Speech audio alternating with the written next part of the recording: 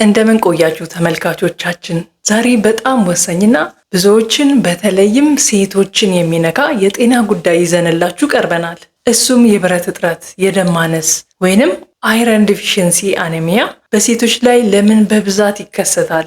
ይህ ጉዳይ በህይወታችን ውስጥ ትልቅ ቦታ የሚሰጠው ሲሆን በቂ ግንዛቤ ከሌለን ከባድ የጤና ችግር ሊያስከትል ይችላል። የዛሬው ውይይታችን ስለ ብረት እጥረት፣ የደም ማነስ ምንነት፣ መንስኤዎቹና በተለይም ሴቶች ለዚህ ችግር በይበልጥ የተጋለጡበትን ምክንያቶች በጥልቀት እንመለከታለን። አብረን በመሆን ይህንን የጤና ችግር በመረዳት ራሳችንን፣ ቤተሰቦቻችንን እና የምንወዳቸውን ሰዎች እንዴት መጠበቅ እንደምንችል እንማማራለን። በመጀመሪያ ደረጃ የብረት እጥረት፣ የደም ማነስ ወይንም አይረን ዲፊሽንሲ አኒሚያ ምን ማለት እንደሆነ እንረዳ።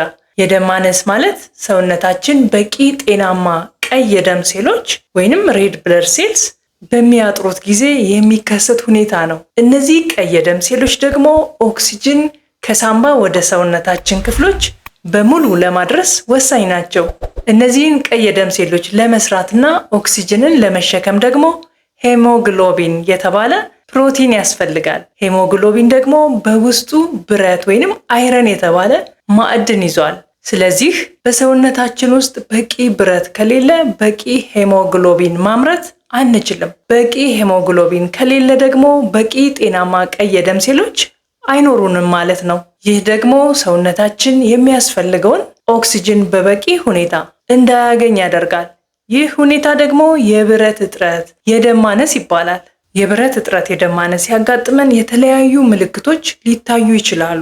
ከፍተኛ ድካምና የአቅም ማነስ፣ ሰውነታችን በቂ ኦክሲጅን ሳያገኝ ሲቀር በጣም የመድከም ስሜት ይሰማናል። የገረጣ ቆዳ፣ ቀይ የደም ሴሎች አነስተኛ በመሆናቸው ቆዳችን፣ ከንፈራችን እና የጥፍራችን ስር የገረጣ ቀለም ሊይዝ ይችላል። የትንፋሽ ማጠር፣ ትንሽ ነገር ስንሰራ እንኳን ትንፋሽ የማጠር ችግር ሊያጋጥመን ይችላል። ፈጣን የልብ ምት፣ ሰውነታችን ኦክሲጅን ለማሰራጨት ከመጠን በላይ ስለሚሰራ የልብ ምታችን ሊጨምር ይችላል።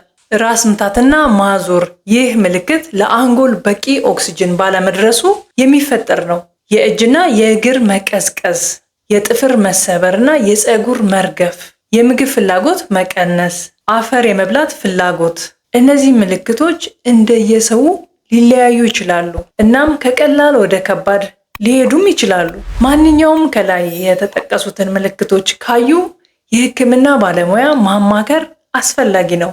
በዚህ ትምህርታዊ ቪዲዮ ውስጥ ወንዶች ለደም ማነስ ችግር አይጋለጡም ማለት ሳይሆን የእኛ ትኩረት በምንጭ መረጃችን ላይ ተመስርተን ስለ ሴቶች የሰውነት አካልና ከብረት እጥረት፣ የደም ማነስ ጋር ስላላቸው ግንኙነት ማብራራት ነው። አሁን ወደ ዋናው ጥያቄያችን እንሂድ።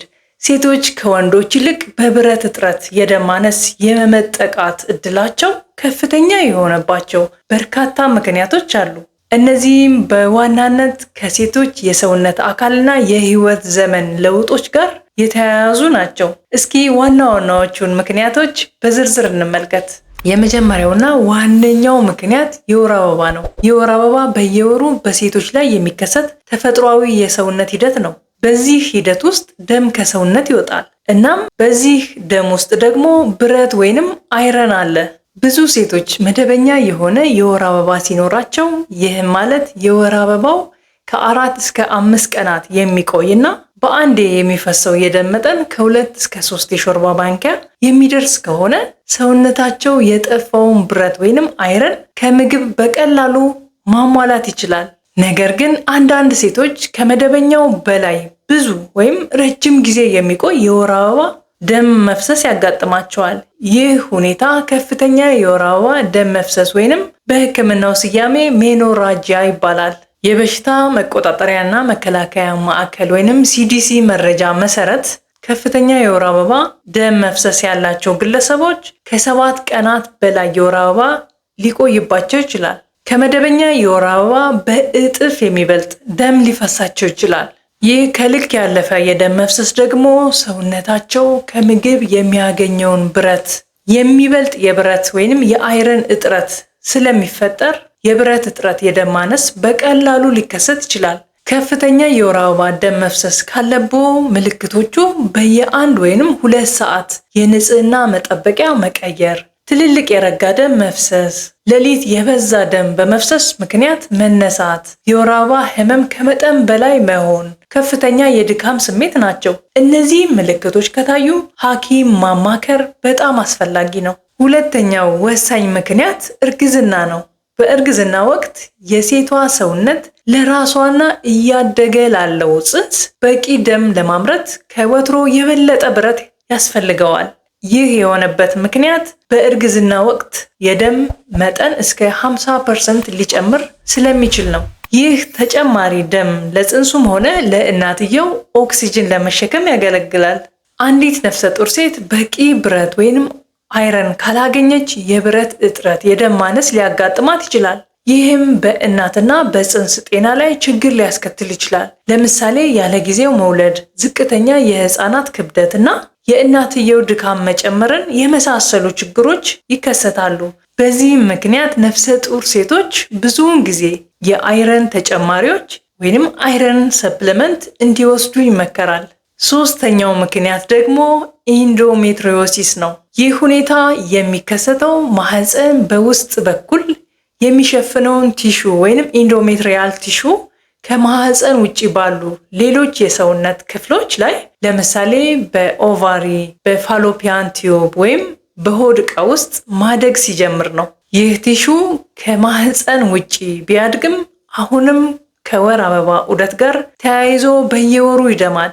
ይህ ደም ግን ከሰውነት ሊወጣ ስለማይችል ህመም፣ እብጠትና አንዳንድ ጊዜ ጠባሳ ያስከትላል። ኢንዶሜትሪዮሲስ ያለባቸው ሴቶች ብዙውን ጊዜ የሚከተሉትን የህመም ምልክቶች ሊያጋጥማቸው ይችላል። ከባድ የወር አበባ ህመም፣ በወር አበባ ጊዜ ከፍተኛ ደም መፍሰስ፣ በግብረ ስጋ ግንኙነት ጊዜ የህመም ስሜት መሰማት፣ የሆድ ህመም። በተለይም ኢንዶሜትሪዮሲስ ከባድ የወር አበባ ደም መፍሰስ የሚያስከትል ከሆነ ይህ ደግሞ ለብረት ወይም አይረን እጥረት፣ የደም ማነስ ትልቅ አስተዋጽኦ ያደርጋል። አራተኛውና የመጨረሻው ዋና ምክንያት የማህፀን እጢ፣ በማህፀን ግድግዳ ውስጥ የሚያድጉ የጡንቻ እብጠቶች ናቸው። አብዛኛውን ጊዜ ካንሰር አያመጡም፣ እንዲሁም አብዛኛውን ጊዜ ምንም አይነት ምልክት ላያሳዩ ይችላሉ።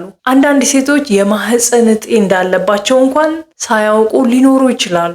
ነገር ግን እንደ መጠናቸው፣ ብዛታቸውና የት እንደሚያድጉ የማህፀን እጢዎች የተለያዩ ምልክቶችን ሊያስከትሉ ይችላሉ። ከነዚህም ውስጥ ከባድና ረጅም ጊዜ የሚቆይ የወር አበባ ደም መፍሰስ፣ የማህፀን ህመም ወይንም ጫና መሰማት፣ በሽንት ቧንቧ ላይ ጫና በመፍጠሩ ምክንያት በተደጋጋሚ ሽንት መሽናት፣ የሆድ ድርቀት የመሳሰሉት ይገኙበታል። በተለይ ከባድ የወር አበባ ደም መፍሰስ የሚያስከትሉት የማህፀን እጢዎች አይረን እጥረት፣ የደም ማነስ ዋና መንስኤዎች ሊሆኑ ይችላሉ። ይህ የደም መፍሰስ ከቀላል እስከ በጣም ከባድ ሊሆን ስለሚችል በየወሩ ብዙ ብረት ወይንም አይረን እንዲያጡ ያደርጋል። የማህፀን እጢዎችን ለመለየት ፐልቪክ አልትራሳውንድ ምርመራ ሊደረግ ይችላል። ከባድ የወር አበባ ደም መፍሰስ የሚያጋጥማቸው ሴቶች የደም ማነስ እንዳለባቸው ካወቁ ለደም ማነስ መንስኤ የሆኑት የማህፀን እጢዎች መኖራቸውን ማረጋገጥ አስፈላጊ ነው። ታዲያ የብረት እጥረት፣ የደም ማነስ እንዳለብን ከጠረጠርን ምን ማድረግ አለብን? የብረት እጥረት፣ የደም ማነስን ለመለየት በጣም ቀላሉና የተለመደው መንገድ የደም ምርመራ ወይንም ኮምፕሌት ብለድ ካውንት ሲቢሲ ማድረግ ነው። ይህ ምርመራ በደም ውስጥ ያለውን ቀይ የደም ሴሎች ብዛት፣ የሄሞግሎቢን መጠን እና የብረት መጠንን ያሳያል። ምርመራው ከተረጋገጠ በኋላ ሕክምናው የሚወሰነው ለችግሩ መንስኤ በሆነው ነገር ላይ ነው። የብረት ተጨማሪዎች ወይም አይረን ሰፕሊመንት አብዛኛውን ጊዜ ሰውነት ያጣውን አይረን ለመተካት ኪኒኖች ወይም ሌሎች ተጨማሪዎች ለብዙ ወራት መውሰድ ያስፈልጋል። ኪኒኑን በባዶ ሆድ መውሰድ ሰውነት ብረቱን በተሻለ ሁኔታ እንዲወስድ ይረዳል። የአመጋገብ ለውጥ፣ በብረት የበለጸጉ ምግቦችን መመገብ በጣም አስፈላጊ ነው። ቀይ ስጋ፣ የዶሮ ስጋ፣ አሳ፣ ጥራጥሬዎች እንደ ምስር፣ ሽምብራ፣ ባቄላ፣ ጥቁር ቅጠላማ አትክልቶች፣ ጎመን ከደረቁ ፍራፍሬዎች ደግሞ ዘቢብና በብረት የተጠናከሩ እህሎች ዋና ምንጮች ናቸው። እንደኛ ሀገር ነባራዊ ሁኔታ ደግሞ በተለይ ቀይ ጤፍን መጠቀም ሌላኛው መፍትሄ ነው።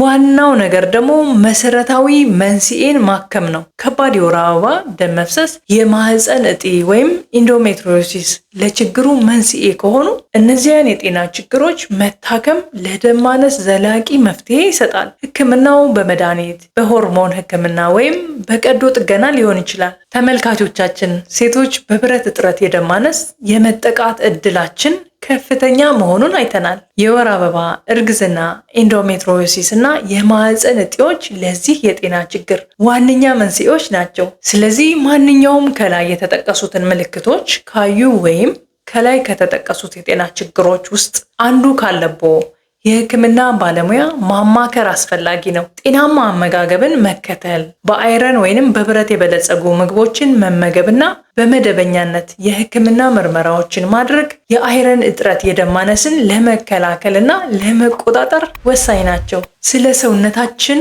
ማወቅ እና ጤናችንን መጠበቅ የሁላችንም ኃላፊነት ነው። ለራስዎ ጤና ቅድሚያ ይስጡ።